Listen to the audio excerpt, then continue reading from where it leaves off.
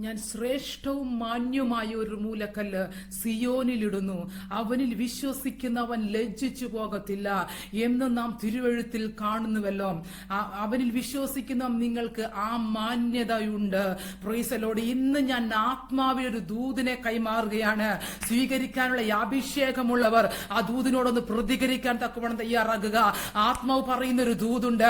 Hallelujah. ലജ്ജയെ പൊട്ടിക്കുന്ന, ലജ്ജയുടെ സാഹചര്യങ്ങളെ പൊട്ടിക്കുന്ന ഒരു മാന്യത വെളിപ്പെടാൻ പോകുകയാണ്. ഒരു ക്രിസ്തുവിന്റെ മാന്യത നിങ്ങൾക്ക് വേണ്ടി വെളിപ്പെടാൻ പോകുകയാണ്. ദൈവത്തിന്റെ വചനം വ്യക്തമായിട്ട് പറയുകയാണ്, അവനിൽ വിശ്വസിക്കുന്നവൻ ലജ്ജിച്ചു പോകത്തില്ല.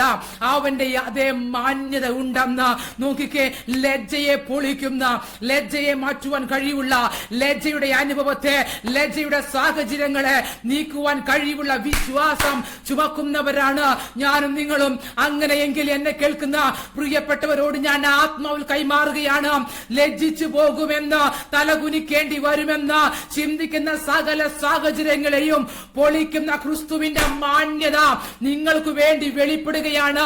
Praise the Lord. കർത്താവിന്റെ അഭിഷിക്ത എന്ന നിലയിൽ ഞാൻ ആ ദൂതിനെ നിങ്ങളിലേക്ക് റിലീസ് ചെയ്യുകയാണ്. മാന്യത വെളിപ്പെടട്ടെ. കുടുംബത്തിന് അകത്ത് ഒരു മാന്യത വെളിപ്പെടട്ടെ. നാളുകളായി ഈ ഒരു ലജ്ജയുടെ അനുഭവത്തിലൂടെ ഞാൻ കടന്നു പോകുകയാണ്.